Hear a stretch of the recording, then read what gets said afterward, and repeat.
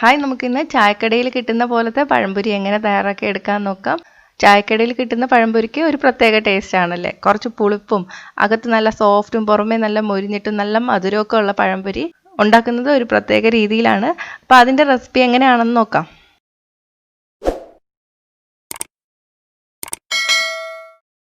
ക്ക് വേണ്ടിയിട്ട് ഞാനിവിടെ 1.5 കപ്പ് മൈദമാവ് എടുത്തിട്ടുണ്ട്.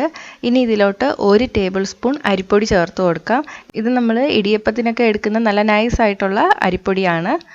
4 ടേബിൾ സ്പൂൺ പഞ്ചസാര, 2 നുള്ളു ഉപ്പ്, 1/4 ടീസ്പൂൺ ഏലക്കപ്പൊടി, 1/4 ടീസ്പൂൺ മഞ്ഞൾപ്പൊടി, ഇത് കളറിന് വേണ്ടിയിട്ടാണ്, 2 ടേബിൾ സ്പൂൺ ദോശമാവ്. അപ്പോൾ ഈ ചേർക്കുന്ന ദോശമാവാണ് ഇതിന് ചെറിയ പുളിപ്പ് കൊടുക്കുന്നത്. പുളിപ്പ് കൂടുതലുള്ള മാവാണെങ്കിൽ 1.5 ടേബിൾ സ്പൂൺ ചേർത്താൽ മതി. ഇനി ഇതിൽ നമ്മൾ വെള്ളം ഒഴിച്ചിട്ട് കുഴച്ചെടുക്കണം. കുഴച്ചെടുക്കുമ്പോൾ കുറച്ച് വെള്ളം ഒഴിച്ചിട്ട് കുഴച്ചെടുത്താൽ മതി. കട്ടയില്ലാതെ കുഴച്ചെടുക്കണം. വെള്ളം കൂടിപ്പോകാനും പാടില്ല. എനിക്കിവിടെ 1.25 കപ്പ് വെള്ളം വേണ്ടി വന്നു ഇത് കുഴച്ചെടുക്കാൻ വേണ്ടിയിട്ട്. ഇനി നമുക്കിതിലെ കട്ടയൊക്കെ ഒന്ന് ഉടഞ്ഞു കിട്ടാൻ വേണ്ടിയിട്ട് ഹാൻഡ് വിസ്ക് വെച്ചിട്ട് ഒന്ന് ബീറ്റ് ചെയ്ത് കൊടുക്കും. ഹാൻഡ് വിസ്ക് ഇല്ലെങ്കിൽ മിക്സിയിലിട്ടിട്ട് ഒന്ന് അടിച്ചെടുത്താലും മതി. അപ്പോൾ കട്ടയൊക്കെ മാറിയിട്ട് നല്ല സ്മൂത്ത് ബാറ്ററായിട്ട് കിട്ടും. ഇനി ഇത് നമ്മൾ 5 മുതൽ 6 മണിക്കൂറിന് മാറ്റി വയ്ക്കാം. വൈകിട്ടത്തേക്കാണ് ഉണ്ടാക്കുന്നതെങ്കിൽ രാവിലെ ബാറ്റർ തയ്യാറാക്കി വയ്ക്കുക. നമ്മൾ ഇതിലോട്ട് സോഡാപ്പൊടി ഒന്നും ചേർക്കില്ല. അതിന് പകരമാണ് ദോശ ബാറ്റർ ചേർക്കുന്നത്. അപ്പോൾ ഈ രീതിയിലല്ലാതെ പെട്ടെന്ന് പഴംപൊരി തയ്യാറാക്കി എടുക്കാനുള്ള റെസിപ്പിയും പിന്നെ എണ്ണയില്ലാതെ പഴംപൊരി എങ്ങനെ തയ്യാറാക്കി എടുക്കുന്നതിൻ്റെ റെസിപ്പിയും ഞാൻ നേരത്തെ അപ്ലോഡ് ചെയ്തിട്ടുണ്ട്. അപ്പോൾ അത് കണ്ടിട്ടില്ലാത്തവർക്ക് അതിൻ്റെ ലിങ്ക് താഴെ ഡിസ്ക്രിപ്ഷൻ ബോക്സിൽ കൊടുത്തിട്ടുണ്ട്. ഇനി നമുക്കിത് 6 മണിക്കൂറൊന്ന് മാറ്റി വയ്ക്കാം. ഇപ്പോൾ 6 മണിക്കൂർ കഴിഞ്ഞിട്ടുണ്ട്. നമ്മുടെ ബാറ്റർ റെഡി ആയിട്ട് വന്നിട്ടുണ്ട്. നമ്മൾ ഇതിലോട്ട് സോഡാപ്പൊടി ഒന്നും ചേർക്കില്ല കേട്ടോ. ഇനി നമുക്ക് പഴം കട്ട് ചെയ്തെടുക്കാം. ഞാനിവിടെ 3 നന്നായിട്ട് പഴുത്ത പഴം എടുത്തിട്ടുണ്ട്. ഇതേ സൈസിലുള്ള 4 പഴം എടുത്താലും നേരത്തെ കലക്കി വെച്ചിരിക്കുന്ന മാവ് മതിയാവും. ഇനി നമുക്കിതിൻ്റെ തോല് കളഞ്ഞിട്ട് കട്ട് ചെയ്തെടുക്കാം.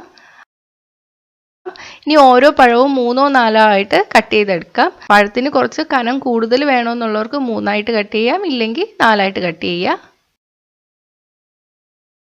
അപ്പം ഞാനിതെല്ലാം കട്ട് ചെയ്തെടുത്തിട്ടുണ്ട്. നമുക്കിത് വറുത്തെടുക്കാം. ആദ്യം നമുക്ക് വറുക്കാൻ ആവശ്യത്തിന് വെളിച്ചെണ്ണ ചൂടാക്കി എടുക്കാം. വെളിച്ചെണ്ണ ഇഷ്ടമില്ലാത്തവർക്ക് സൺഫ്ലവർ ഓയിൽ എടുത്താലും മതി. പക്ഷെ വെളിച്ചെണ്ണയിൽ ഉണ്ടാക്കുമ്പോഴാണ് ടേസ്റ്റ് കൂടുതൽ. ഇനി മീഡിയം തീയിലിട്ടിട്ട് ഇത് നന്നായിട്ടൊന്ന് ചൂടാക്കി എടുക്കാം. എണ്ണ ചൂടായി വന്നോ എന്നറിയാൻ വേണ്ടിയിട്ട് 1-2 തുള്ളി മാവ് എണ്ണയിലോട്ട് ഇട്ട് കൊടുക്കുക. പെട്ടെന്ന് തന്നെ പൊങ്ങി വരികയാണെങ്കിൽ എണ്ണ ചൂടായിട്ടുണ്ട്. ഇനി നമുക്ക് ഓരോ പീസ് പഴം എടുത്തിട്ട് മാവിൽ നന്നായിട്ട് മുക്കിയെടുത്തതിന് ശേഷം എണ്ണയിലോട്ട് ഇട്ട് കൊടുക്കാം. തീ മീഡിയത്തിൽ തന്നെ ഇട്ടേക്കണം കേട്ടോ, ഇല്ലെങ്കിൽ പെട്ടെന്ന് കരിഞ്ഞു പോവും. താഴ്ഭാഗം ഒന്ന് ചെറുതായിട്ട് ബ്രൗൺ ആയി തുടങ്ങുമ്പോഴേക്ക് നമുക്ക് തിരിച്ചിട്ട് കൊടുക്കാം. നല്ല ബ്രൗൺ നിറമൊന്നും ആവണ്ട കേട്ടോ. ചെറിയ ഒരു ഓറഞ്ച് ഷെയ്ഡ് വന്നു തുടങ്ങുമ്പോൾ നമുക്ക് തിരിച്ചിട്ട് കൊടുക്കാം. ഇനി താഴെയും ഇതുപോലെ വെന്ത് വരണം.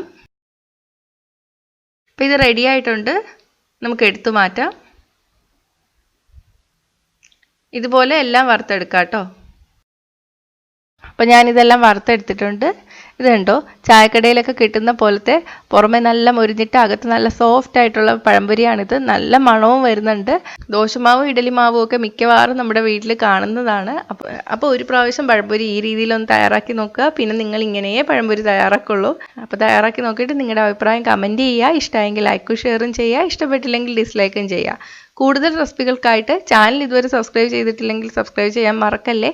അപ്പോൾ അടുത്തൊരു റെസിപ്പി ആയിട്ട് കാണാം. ബൈ.